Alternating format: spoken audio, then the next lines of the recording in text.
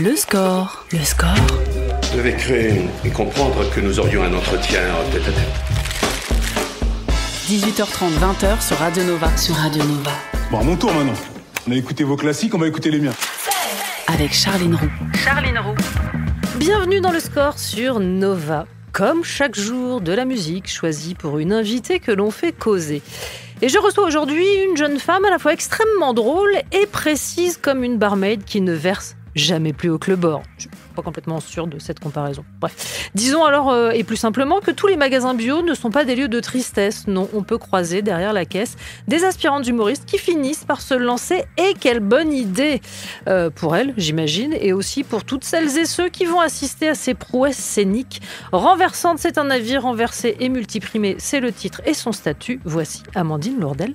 Bonjour. Bonjour. Et merci de passer par ce studio. Merci à toi. Tu es tous les mardis à 21h à la Comédie de Paris. Tu es aussi en tournée, par exemple le 14 à Clermont-Ferrand, le 17 à Bordeaux, le 26 à Vienne. J'aime bien demander aux invités les exigences loge. Donc quel est ton rider ? J'en ai aucune. J'essaie de me faire le plus petite possible. Je demande s'il y a des bananes, du café. Mais une fois, j'étais en festival, dans un petit festival, et les bénévoles, ils m'avaient montré la liste d'une humoriste très connue. Ouais. Et j'avais halluciné. Je m'étais dit, c'est fou de demander des choses aussi longues. C'était vraiment une liste de courses et des trucs aussi précis. Tu sais, des avocats de tel pays. Oui, bah oui. Non. Les gens sont pris, ils n'ont pas le temps de faire des courses. Oui, c'est voilà, ils font comme ils peuvent. On peut se refaire une sûr. cave quand on fait une tournée. C'est vraiment. Il va falloir que tu apprennes à avoir ce genre d'exigence. Ouais, non, j'ose pas. Je mentionnais en spectacle multiprimé. Les récompenses, c'est un truc auquel tu es sensible de manière générale ou on essaye de pas trop y penser ? Au début, je m'en foutais quand j'ai commencé les concours et les tremplins de jeunes humoristes et tout. Et puis, il y a quelqu'un, je sais plus qui m'avait dit faut que tu saches que tu gagneras jamais en festival. Donc moi, j'y allais un peu comme ça. Je savais que je gagnais pas et tout. Et puis, quand j'ai commencé à gagner, j'y ai pris un peu goût. Et ça fait plaisir quand tu gagnes un truc. Après, si tu gagnes pas quoi. Si t'es content de ce que t'as fait, c'est ça qui est important quoi. T'es pas particulièrement compétitive. Un peu. Ouais. C'est que le milieu peut l'être un peu. Je sais que perdre, ça apprend des trucs de perdre aussi. Ouais. Quoi. J'apprends à perdre. Ouais. C'est beau. Voilà. Y a une question rituelle dans cette émission. Quelle place prend la musique dans ta vie de tous les jours ? Grosse place. Ouais, j'écoute beaucoup de musique. Chez moi le matin, j'écoute de la musique. Dès que je me déplace, j'écoute de la musique. J'écoute beaucoup les mêmes trucs quand même depuis très longtemps. Et j'écoute souvent une chanson en boucle pendant une semaine ou deux. Et quand j'ai pas de chanson à écouter en boucle, je sens qu'il me manque un truc. Avec une fonction particulière, la musique ? Ou un truc de pur plaisir ? Plaisir et puis selon les moments quoi. Ouais. Genre t'as des moments pour te motiver avant de jouer ou pour le matin ou moi j'aime bien danser chez moi, je danse beaucoup toute seule chez moi. Et voilà, des trucs pour danser et tout, j'aime bien. Et ben par exemple, avant de monter sur scène, on peut entendre ce genre de titre, si je ne m'abuse, on va démarrer avec Bloc Party. Ouais. Le score sur Radio Nova. Bloc Party sur Nova et Bloc Party, c'est aussi ce qu'on peut entendre avant l'entrée de scène d'Amandine Lourdel. Donc j'ai une question pour toi, tu es dans l'équipe qui dit banquet pour annoncer ce titre ou banquet ? Banquet. Ouais, oui. On est d'accord, hein. Et toi ? On n'y arrivera jamais. Non, pareil, ouais. je savais pas qu'il y a des gens qui disaient banquet. Qui sont ces gens ? Je sais pas. Mais bon, moi devant l'effort, généralement je recule. J'ai toujours la peur du ridicule. Ouais, on y va sur banquet. ce genre de truc. Ouais, banquet. Allez, un mot du titre de ton spectacle, renversé. Qu'est-ce que toi tu y vois ? Qu'est-ce que toi tu y mets ? J'y vois que c'est pas moi qui ai choisi et que je me laisse un peu trop faire dans la vie, mais je l'aime bien maintenant. Ouais. Et en gros ce que j'y vois c'est de peut-être pas être dans le bon sens, dans le bon chemin par rapport à pas à tous les autres mais la norme quoi de ce qu'on attendrait, peut-être être un peu à côté quoi. Une sorte de contre-courant. Un peu, ouais. Tu fais une entrée sur scène de type on a besoin de rire, surtout en ce moment, une phrase qui peut causer des réactions épidermiques de type eczéma, chez toi aussi, j'ai l'impression. Est-ce que toi, dans la vie, tu ris beaucoup ? Oui. Ouais, je ris beaucoup. J'ai toujours envie de rire, je suis très bon public. Je rigole pour rien et j'ai toujours ce truc de, même si c'est pas drôle, d'avoir envie d'avoir ce truc décalé sur les choses, quoi. Ouais, j'ai envie de rire, j'ai envie d'être avec des gens marrants, quoi. Qu'est-ce qu'elle a d'urticant pour toi, cette phrase ? On a besoin de rire, surtout en ce moment. Et normalement, on penche la tête. Oui, on le dit. oui. Ouais. Puis déjà, en ce moment, ça fait quand même pas mal de temps qu'on le dit. Donc on arrive sur un gros moment, on est sur une ère. Mais en fait, on a toujours eu besoin de rire. Puis ça veut dire quoi ? Que si tout allait bien, on n'aurait pas besoin de rire ? Si. L'humoriste aujourd'hui, ou en tout cas les gens censés faire rire, sont littéralement sur une sorte de, je ne vais pas dire de piédestal, mais en tout cas sont extrêmement scrutée, demandée. Est-ce que ça rend attentive ou peut-être trop responsable de ce qu'on dit ? Tu vois ce que je veux dire ? Oui. Il y a une portée, en fait, d'un seul coup sur toute parole. Je pense que ça rend un peu trop responsable. Ouais. Parce que pour moi, faire des blagues, c'est faire des blagues. Et peut-être que certaines personnes, ou des humoristes, ou des gens, ils mettent peut-être un peu trop là-dedans. Ouais. Ouais. Histoire de poser les bases, en une punchline, voici le ton de l'histoire que tu racontes. Tu sais, ma vie, on dirait un film d'auteur français. Raté. Où l'héroïne est paumée, mais pas assez paumée non plus pour rentrer dans la catégorie un certain regard. Est-ce qu'il y a cette idée de faire de l'or avec de l'ordinaire, ou dans un registre plus prosaïque, du compost de qualité avec du caca ? Ouais, c'est ça. Ouais, non, enfin, c'est vraiment ça. C'est faire de l'or avec de l'ordinaire. Enfin, de l'or, je sais pas, du plaqué, un truc comme ça. Avec de l'ordinaire, voire avec du caca, oui. Mais alors, se pose de fait sur scène la question du jeu, du point de vue d'où tu parles. Tu l'as réglé comment, toi ? J'ai pas compris la question. C'est-à-dire que quel est le personnage que tu mets en scène ? Ouais, alors je pense que le personnage que je mets en scène, parce que je m'en suis un peu éloignée maintenant, parce que ma vie, elle a un peu changé, même si c'est quand même encore... C'était toujours une partie de toi, en fait. Et c'est vraiment la partie qui était exacerbée quand j'ai commencé. Faire rire avec soi, ou en tout cas avec un peu de soi, c'est super, mais jusqu'où est-ce qu'on va pour ne pas non plus se maltraiter ? Alors, moi, je pense qu'il faut peut-être se maltraiter. Ouais. J'aime beaucoup l'autodégradation. Et... j'aime pas trop quand les gens... Alors, dans mon spectacle, pas trop, parce que les gens, ils savent un peu ce que je fais, mais dans les comédie clubs, des fois, quand je fais certaines vannes sur moi, les gens, ils font... Je me suis posé la question, justement, ouais. Et j'ai envie de leur dire, non, c'est OK, en fait. Venez, t'es un peu obligé de les prendre par la main et de leur dire, t'inquiète, c'est OK, moi, je me dévalorise, mais c'est parce que c'est marrant et que, en fait, ça me sert à me valoriser, de me dévaloriser. Alors, tout ça, c'est que la face émergée de l'iceberg. Tout y passe dans le spectacle. L'amour, le cul, l'alcool, sans ordre chronologique, puisque dans la vraie vie, ce serait plutôt alcool, cul, amour. C'est vrai. Non, c'est vrai. En l'écrivant, je me suis dit, non, c'est pas le bon ordre. Ou en tout cas, dans ton récit, c'est dans cet ordre-là. Si t'étais un lascar, tu serais juste humoriste. Comme t'es une fille, t'es trash. T'as remarqué ça ou pas ? Oui, ils le disent beaucoup, ce mot, il ressort beaucoup. Bah oui. Alors que moi, je comprends pas trop. Et je trouve pas du tout que ce soit trash, ce que je fais. Alors, est-ce que, du coup, en 2025, on te fait encore sentir que c'est pas un humour de meuf, où on peut quand même un peu partir du principe que celles qui t'ont précédé ont suffisamment fait le job pour que le message soit quand même un peu passé, non ?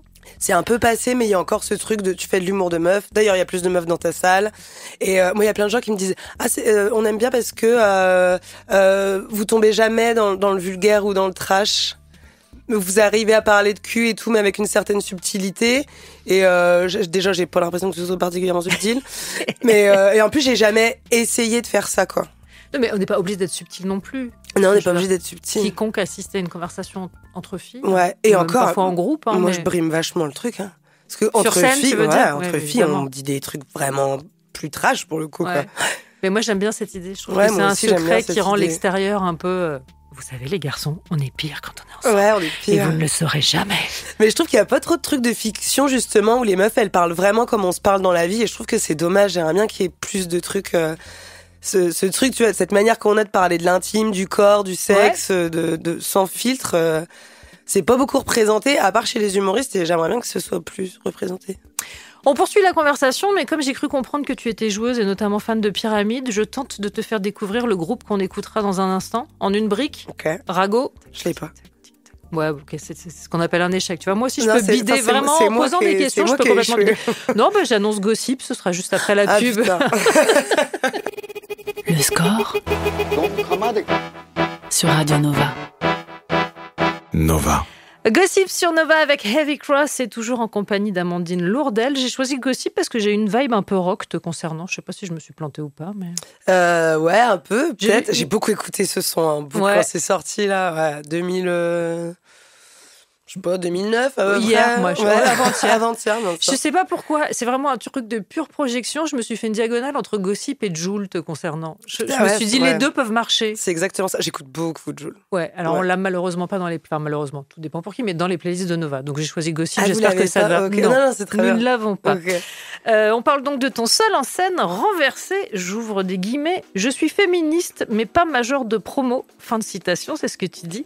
Est-ce que tu as l'impression qu'il y a une obligation de délimiter son territoire en matière d'humour aujourd'hui, de représenter ?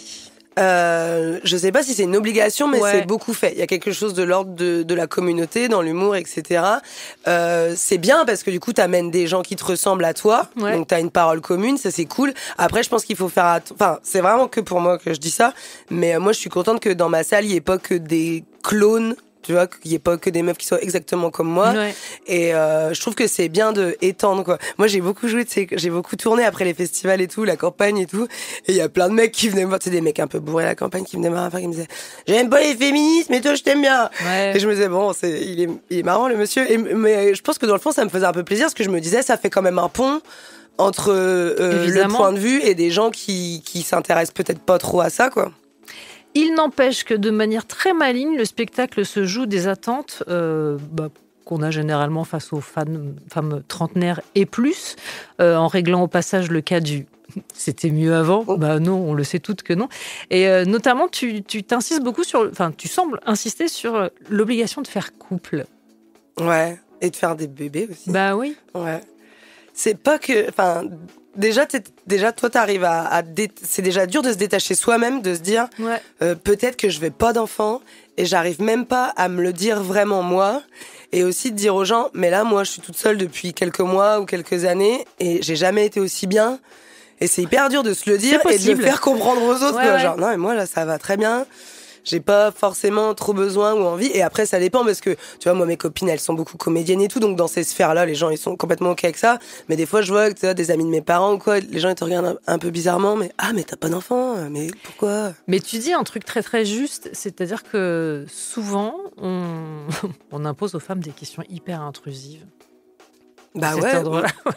Ouais, c'est très bizarre de quelqu'un de but en blanc alors, c'est libre, alors, des enfants? Pourquoi t'as pas de mec et tout? Mon neveu, il y a pas longtemps, il m'a dit, toi, tu veux pas te marier, tu veux pas d'enfant. Après, il m'a dit, pourquoi tu mets pas de robe? Bon, putain. Bah, tout est lié maintenant, laisse-moi tranquille. C'est tout pareil. Tu te décris dans le spectacle comme indépendante, mais indépendamment de ta volonté. Et arrive le chapitre, moi, qui m'a beaucoup fait rire, du deuxième service. Est-ce que tu peux expliquer ce concept? Ça, c'est une pote qui m'avait vraiment dit ça un jour. Tu sais, il y a des meufs qui disent, non, mais t'inquiète, parce que après, il y a tout le deuxième moment où les gens, ils ont fait leur vie. Et vers entre 35 et 45 ans, tout le monde se sépare et tout. Du coup, il y a un reflux de plein de célibataires sur le marché. Et là, tu peux te resservir, quoi. Il y a un côté viager un peu. Oui, c'est le même principe. Et donc, de ce deuxième service, voici ce qui peut découler. Ah non, moi, j'ai pas d'enfant. C'est pas pour me tarter sur les autres. C'est pour finir par entendre un bonjour. Oui, laisse-moi tranquille. Toi, t'es pas ma mère. Oui, je sais, Mathéo. T'as vu ta gueule? Ce qui doit faire de toi la tata préférée. Voilà. Ce genre de blague. Je suis très, Déjà, je sais pas si je serais une bonne mère, et je pense vraiment pas que je serais une bonne belle-mère, quoi. Je l'avais mis sur un site de rencontre il y a pas longtemps, je l'avais mis dans mes critères, genre, ne veux pas rencontrer quelqu'un qui a des enfants. Et du coup, je sentais que les mecs, ça les faisait flipper. Donc, je l'ai enlevé. Et après, tu sais jamais comment ça peut arriver dans la vie, mais je me vois pas... Je sais, j'ai des copines à qui ça arrive et tout, mais je me vois pas du tout dans ce rôle-là, ça me fait un peu peur. Quand tu mentionnes, toujours dans ce même chapitre, les expériences que nous ont subies les femmes, puisque tu parles des enfants, on arrive au bout d'un moment au rendez-vous toujours très réjouissant. Chez le gynéco, il y a une énorme manifestation féminine dans le public. Moi, j'ai senti vraiment une majorité de rires plutôt clairs et plutôt aigus. Est-ce que tu es à l'affût des rires et de l'endroit d'où ils partent quand tu es sur scène? Tu y arrives? Ah bah ouais. Puis au bout d'un moment, tu sais où ça doit rire. En fait, ça ponctue ton propos. Du coup, ça rythme le truc. Du coup, si t'as pas les rires au moment, ça dénature un peu le rythme, je trouve. Et oui, je sais qu'à ce moment-là, tu sais, il y a des trucs. Je trouve que chez les meufs, il y a des trucs où les rires ils montent vraiment parce que tu sens qu'il y a quelque chose qui a été décomplexé. Parce que toi, t'as dit quelque chose qu'elles pensent et qu'elles ont pas forcément pu dire dans leur vie ou souvent. Et donc tu le dis et tu sens que il y a un truc de soulagement et que c'est un peu un rire de soulagement. Oui, est-ce qu'un spectacle réussit? Du coup, je me suis demandé, est-ce que c'est aussi quand un maximum de gens du public viennent te voir en te disant je me suis reconnue en fait? Ah, pour moi, ouais. Pas que, parce que il y a des gens qui se reconnaissent pas mais qui peuvent se marrer quand même, c'est quand même le principe, c'est que les gens y rigolent. Mais moi, les meufs qui viennent me dire à la fin, c'est ma vie que t'as racontée, ça me fait archi plaisir. Ouais. Il y a un truc de reconnaissance mutuelle. On poursuit en musique pour des raisons très évidentes pour moi, parce que j'ai vu le spectacle. J'ai opté pour Amy Winehouse et Rehab. Le score sur sur Nova, sur Radio Nova. Avec Charline Roux. Amy Winehouse sur Nova Rehab, et c'est là qu'intervient le service après-vente. Je demande donc à Amandine Lourdel si ce choix musical lui sied. Ça me sied très bien. Ouais. Ouais. Tu ris, en fait, je te vois rire. Ah ouais? Non, en fait, quand j'ai annoncé Amy Winehouse pour des raisons évidentes, je t'ai vu rire. Bah t'as dit, le truc Rehab, Amy Winehouse et tout, mais... Il est beaucoup question d'alcool, il est vrai, dans le spectacle renversé. Ouais, bah parce que l'alcool, la fête et tout, ça fait partie de ma vie, ça a beaucoup fait partie de moi et tout, et je vais faire un parallèle. Tu sais, dans le stand-up, il y a un peu ce truc de funambulisme. Ouais. On dit des choses, faut pas qu'on tombe d'un côté, faut pas qu'on tombe de l'autre, il faut qu'on reste avec les gens comme ça sur ce fil. Et la fête et l'alcool, c'est pareil. Non, mais c'est vrai. Et en plus, je trouve attention. que même la manière d'aborder le sujet n'est jamais... tu parles de faire de l'équilibre. Tu tombes jamais d'un côté trop. Tu vois ce que je veux dire? Oui, ni prosélytisme, ni non plus prévention. Oui, c'est truc entre les deux, quoi. Ouais. Ah oui, je suis tenue, moi, de rappeler en revanche qu'avec modération. Bien sûr, parce que ça bien fait sûr. partie de, voilà. Beaucoup. On parlait des réactions dans le public. J'en ai noté une autre, pareil, assez féminine, quand tu mentionnes ce qu'on appelle le corps Instagram. Pourquoi est-ce que tu as tenu à adresser ce sujet sur scène? Parce que je trouve que là, pareil, on est un peu entre deux injonctions. Il y a encore ce truc de notre corps, il doit être de telle manière pour la société. Il faut être bonne, faut être mince, faut être bronzé, faut être sportif, faut bien manger et tout. Et il y a toute cette autre mouvance de maintenant on s'en fout, body positive, on est comme on est, etc. Et moi, je me sens un peu perdue entre ces deux trucs-là. Ouais. Surtout que quand le deuxième truc, body positive, est arrivé, nous, on avait déjà plus de 30 ans. Et toute l'injonction d'avant, elle était déjà très ancrée dans notre cerveau. Et donc, je me sens un peu genre, ok, moi, je suis empreinte de la première mouvance. Et là, il y a la deuxième qui arrive vers moi qui me dit, mais non, c'est bon, faut que tu sois comme t'es, habille-toi comme tu veux, assume ton corps, nanana. Et t'es là, bah ouais, mais moi, j'étais déjà perdue dans le truc d'avant. Là, tu me réimposes un autre truc qui est censé. Et je trouve que dans les deux cas, t'es un peu entre les deux à te dire, ok, donc en fait, je suis perdue entre ces trucs-là. Et dans tous les cas, je me sens forcée de quelque chose un peu, quoi. Mais tu veux dire que déjà, à moins de 40 ans, il y a des chocs générationnels? Sur ouais, certains sujets. Ouais, je pense, ouais, vraiment. Enfin, je parle pas avec les générations d'avant, ce qui me semble relativement évident, mais avec celles d'après aussi. Je sais pas, t'as quel âge, toi? Moi? Ouais. J'en ai 10 de plus. T'as 10 de plus que moi. Regarde. On dirait pas. Oh, on est en clash. Tu fais pas, merci. Et oui, il y a quand même des... Ouais. Je pense que les gens de ta génération et de la mienne, moins que peut-être des gens qui ont 20, 25 ans maintenant. Ouais. Il y a quand même une rupture il y a pas longtemps dans plein de choses, quoi. Mais alors, ceci dit, on en revient à la question du c'était mieux avant. Sur l'humour, pas forcément non plus. Je veux dire, il y a des choses qu'on a abandonnées, c'est une très bonne nouvelle. C'est une très bonne nouvelle qu'on ait abandonné certaines choses. Ouais, c'est bien de se délester de certaines choses. Ouais. En fait, ce qui est bien, c'est que les choses, elles bougent. Ce qui est intéressant, c'est que les choses, elles sont en mouvement et qu'on reste pas coincé dans des trucs. C'est ça surtout ce qui est important, je pense. Mais alors justement, pour être en mouvement, est-ce que toi, tu fréquentes beaucoup les salles des autres? Est-ce que tu vas voir ce qui se fait? Est-ce que ça fait partie du job ou... Oui, il y a des gens qui aiment pas parce qu'ils ont peur, tu sais, alors c'est vrai que des fois quand tu te dis il y a un tel qui a la même idée que moi et tout, ça c'est un peu relou, mais moi j'aime bien parce que déjà il y en a beaucoup qui me font marrer. Ouais. Dès que je vois un nouvel humoriste que je connaissais pas, je me dis c'est trop bien ce qu'il fait, j'aurais voulu faire ça et tout. Et j'écoute beaucoup les chroniques, je regarde des spectacles sur les plateformes, je vais voir des spectacles en comédie club quand j'ai l'occasion, je regarde les autres et tout. Ouais, j'aime bien. Ouais. Vraiment. C'est-à-dire que la jurisprudence copie comique n'a pas annihilé chez tous les humoristes l'idée d'aller voir les autres. Non, après, parfois, t'as des idées communes, tu te dis, tant pis, on est des êtres humains, on a le même âge, on habite dans la même société, t'as une idée commune, tant pis. Il suffit juste que le traitement soit différent. Oui.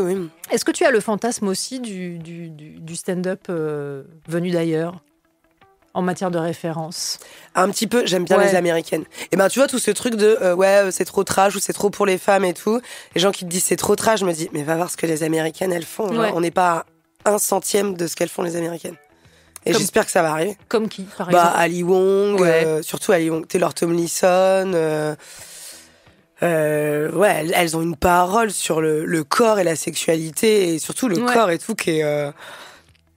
c'est trop bien, et tu vois que les autres femmes dans la salle, elles rigolent, et que c'est un peu honteux et c'est un peu jouissif en même temps, cette libération de la parole, c'est trop bien. Mais moi j'ai noté, ça devient de plus en plus fréquent, la honte de rire et le rire en même temps dans un endroit où tu te sens en sécurité viennent souvent de pair, de plus en plus dans certains endroits. Ouais. Tu vois ce que je veux dire? Ouais, je vois ce que tu veux dire.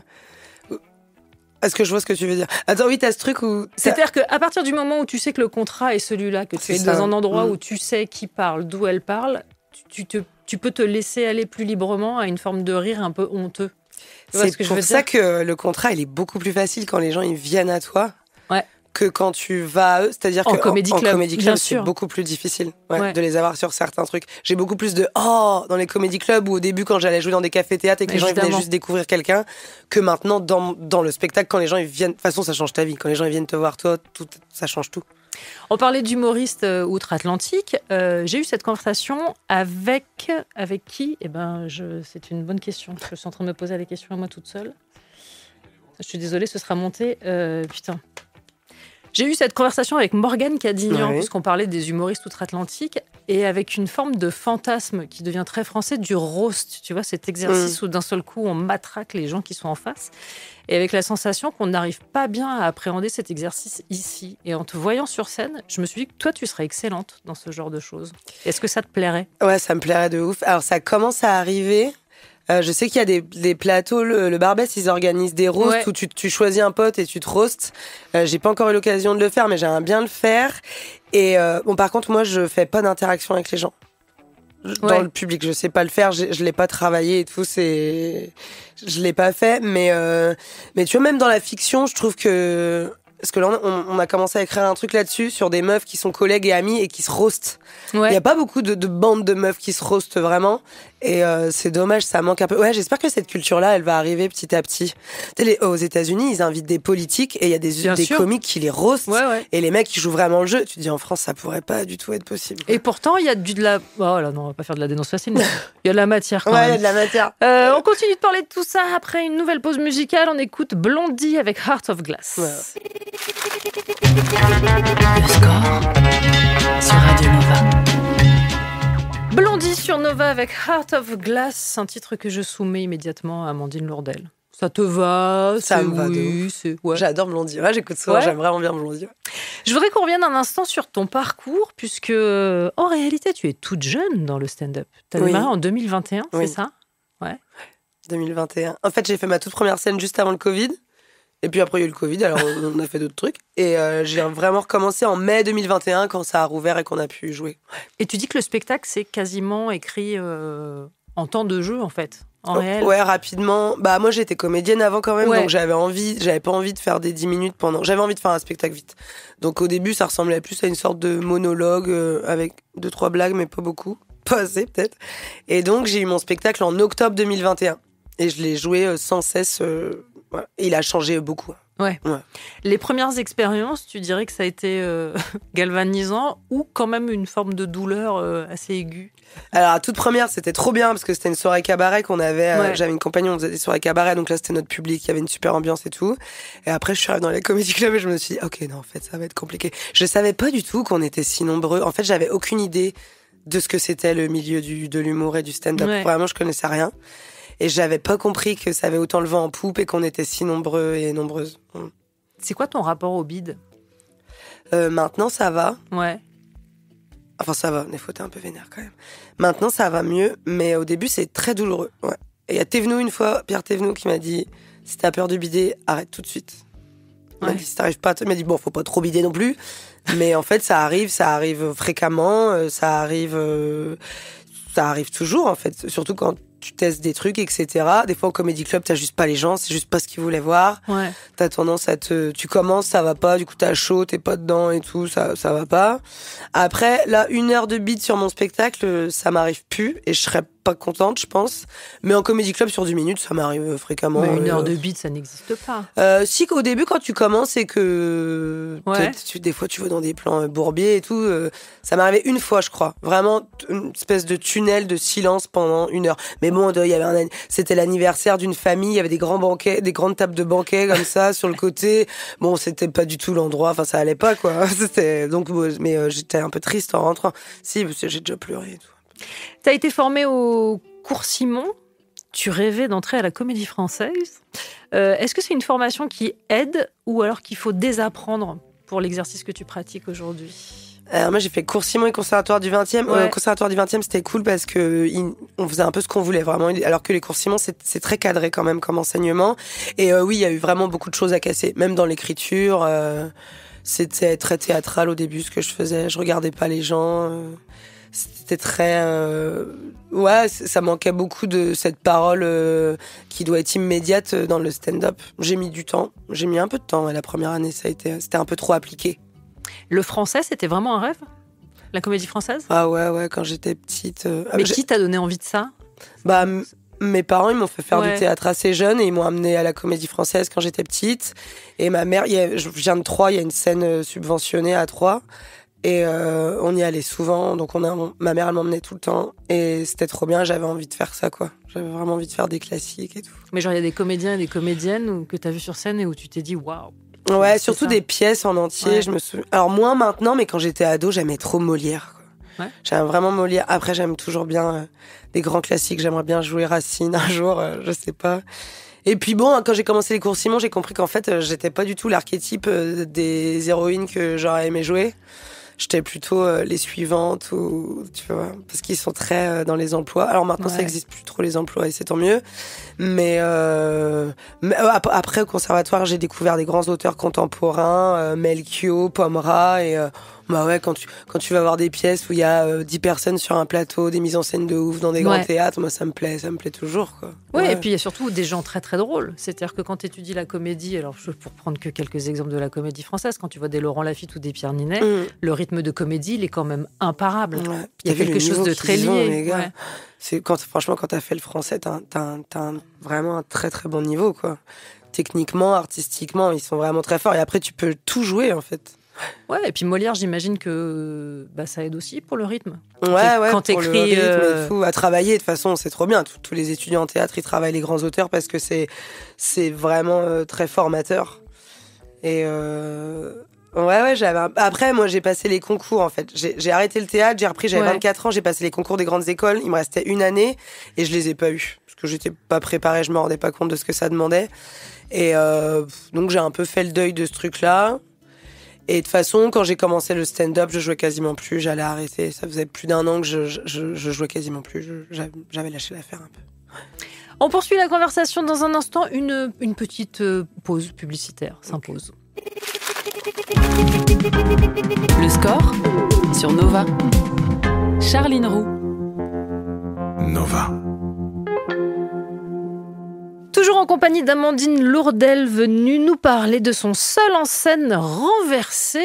Et parmi tes multiples activités, des vidéos aussi sur Instagram, on te retrouve dans une série derrière un bar baptisée Bref de conteuse. Ouais, on s'est séparés. Il m'a dit qu'il avait envie de retourner vivre en Asie. Il m'a dit de chercher ma valise. Je lui ai dit, ah bon, elle est où ta valise? Il me dit, dans le placard de l'entrée. Ah d'accord, donc depuis tout ce temps, tu savais où était l'aspirateur? De toute façon, je vois pas pourquoi c'est moi qui devrais passer l'aspirateur, il y a que des cheveux à toi par terre. Je lui ai dit, c'est vrai, c'est fou ça, c'est moi qui perds mes cheveux, c'est toi qui es chauve. C'était la blague de trop, je crois. Il m'a dit, tu vois, Amandine, le problème, c'est que t'as un nombril aussi gros que ton cul. Je l'avais pas vu venir, pas vu partir. La met de ouf. Ces vocaux, je les écoutais que fois 1,5. Alors que tous ceux des autres, je les écoute fois 2. À part mon pote Jimmy. Mais Jimmy, les gitans, ils parlent déjà fois 2 tout le temps. Le bar comme siège d'observation. C'est un truc de la vraie vie, ça, Amandine, ou c'est purement de la mise en scène? C'est vraiment un siège d'observation. Ouais. Non, c'est un truc dans la vraie vie, ouais, vraiment. Je l'ai fait longtemps. Je le referai sûrement, je sais pas. Travailler dans un bar, tu veux dire? Ouais, j'ai beaucoup bossé, tu sais, les brasseries parisiennes qui font à la fois comptoir et qui font toute la journée. Tu fais les petits déj, et selon les heures auxquelles tu travailles, c'est pas du tout pareil, c'est pas la même clientèle, c'est pas la même ambiance et tout. Moi, j'ai fait toutes les heures. J'ai été longtemps du matin, après j'étais longtemps du soir. Ouais. J'ai ramassé des terrasses toute seule à 3h du mat, beaucoup. Et franchement, j'ai un super bon souvenir. Enfin, pas de tous les endroits où j'ai bossé, mais déjà, enfin, tu travailles avec les gens. Des fois, on faisait des shifts de 12 heures d'affilée. Ouais. Tu vois plus les gens que ton mec ou tes potes d'extérieur ou ta famille. Et puis, tu crées des liens de ouf, tu rigoles. Franchement, pendant le Covid, c'est ce qui m'a le plus manqué. Bosser dans les bars et tout, pas voir les gens. Tu sais, des gens, tu sais que tu les verras que pendant que tu travailles là. C'est pas tes amis, mais c'est des habitués. Tu les vois tous les jours, tu discutes avec eux. C'est ta fenêtre sur le monde, en fait. Ouais. Et c'est bien, quoi. En fait, maintenant, c'est bizarre, mais j'ai moins l'impression d'être ancrée dans la réalité. Depuis que je fais tu vois, je vais en tournée, je fais du stand-up, je suis beaucoup toute seule, c'est pas pareil. Ouais. Avant, j'avais vraiment l'impression d'appartenir au monde, quoi. Il y avait un truc florissant, je sais pas, il y avait de la vie, des gens partout, le mouvement, le rush et tout. J'aimais bien, c'était cool, quoi. Et oui, c'était une forme d'observation, quoi. Mais ça t'angoisse l'idée de perdre pas le contrôle, mais de perdre la prise avec le réel. Ouais, ça m'angoisse. Ouais, ça m'angoisse un peu. J'arrive. T'as pas envie de faire célèbre en fait dans la vie. À la base, je voulais pas trop. Non, c'était pas du tout le but. Ouais. Non. Mais tu crois qu'il y a des gens qui ont envie d'être célèbres? Bien sûr. Qui ont juste envie d'être célèbres. Bien sûr. Ah ouais, mais ils font de la télé-réalité. Pas que, non. Ah ouais. Non, je pense que c'est un projet de vie. Ouais. Ok. Ouais. Non, moi pas trop. Après, je suis contente que si mon spectacle il marche et tout, ça me fait trop plaisir. Mais je pense mais il faut garder tes potes d'avant et tout et rester simple, j'ai envie de dire. Connecté, quoi, en quelque avec la réalité, sinon, pour en revenir à Bref de conteuse, ça donne un exercice avec une jeune femme qui ressemble à un personnage d'Audiard dans un exercice à la Rib, en fait. C'était ça l'idée? C'était un peu... c'est la première fois qu'on me dit Rib, merci, parce que c'est exactement ça. Ouais, Audiard et Rib, c'est les deux. Les palaces de Rib, c'est trop bien. Et... oui, il y avait ce truc-là, un peu, avec cette langue-là. Moi, mon daron, il m'a beaucoup fait lire des trucs d'Audiard et tout. J'aime beaucoup cette langue-là, le côté titi parisien. Et après, tu vois, quand je bossais, j'étais pas comme ça. J'étais plutôt, j'étais plus discrète, puis j'étais beaucoup serveuse, j'étais beaucoup en salle. J'étais pas une très bonne barmaid. Et non, mes cocktails étaient très moches. Et ouais, ce truc de... En fait, tout d'un coup, j'aurais très bien pu le faire face cam comme font beaucoup. Ouais. Mais moi, j'avais envie de faire un truc plus théâtral avec un cadre et une mise en scène et que j'ai réfléchi longtemps.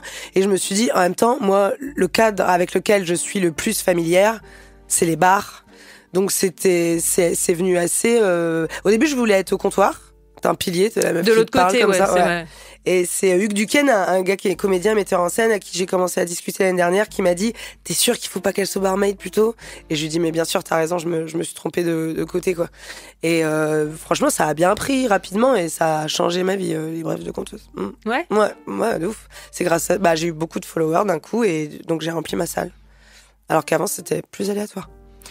Puisqu'on reste dans le domaine de la fiction, puisque Bref de conteuse, c'est de la fiction, t'es aussi au casting d'une mini-série qui s'appelle Les Rieuses, qu'on peut voir sur le site du Nikon Film Festival, qui se passe dans un futur proche, un régime autoritaire qui prive les femmes de leurs droits, y compris celui de rire. Et donc, c'est un groupe de résistantes qui crée un comedy club clandestin. C'est très bien, vraiment, allez le voir sur le site du Nikon Film Festival. Est-ce que c'est un bon moyen d'exorciser ce genre de fiction, une certaine forme d'angoisse?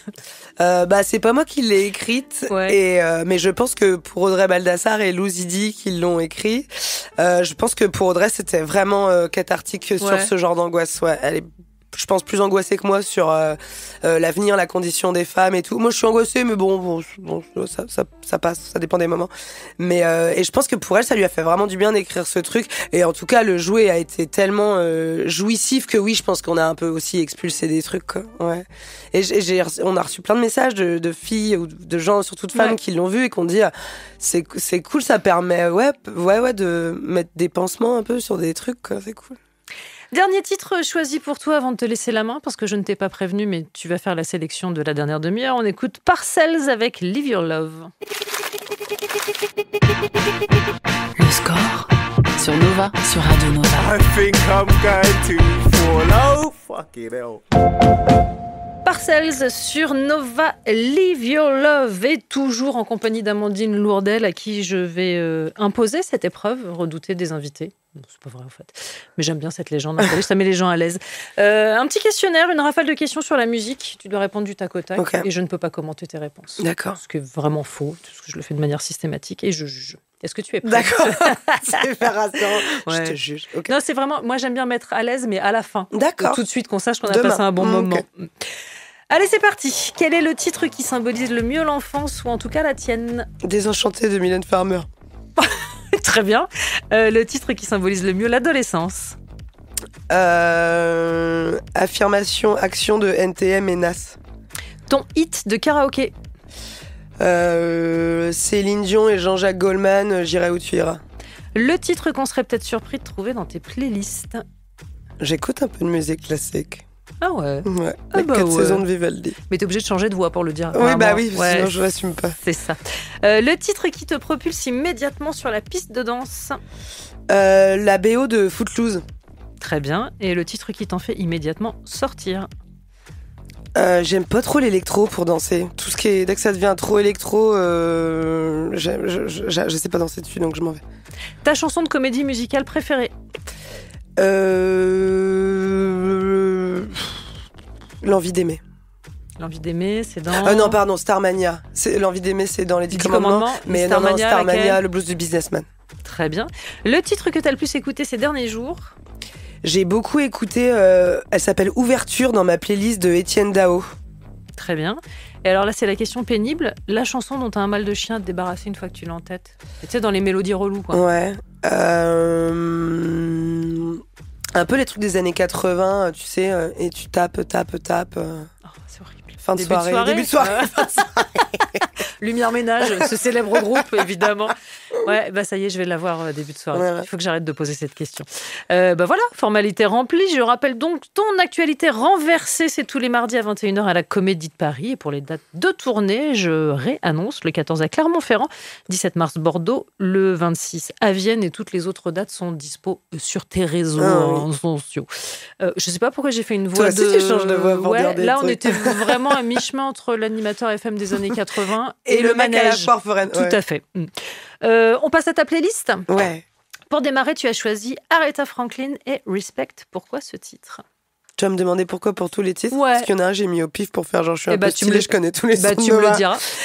Parce que c'est le premier truc que je connaissais dans la playlist et parce que il est bien ce son, c'est dans les Blues Brothers. Les Blues Brothers, c'est bien et c'est bien ce qu'elle dit. Le score sur Radio Nova. Mira, pour clore le score en la compagnie d'Amandine Lourdel, merci mille fois. Merci à toi. Passé par ce studio. Merci et il de est m'avoir invité. 20h. Il est grand temps de retrouver David Blo et le Nova Club.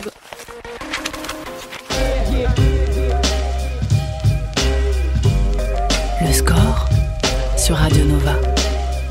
À retrouver en podcast sur nova.fr.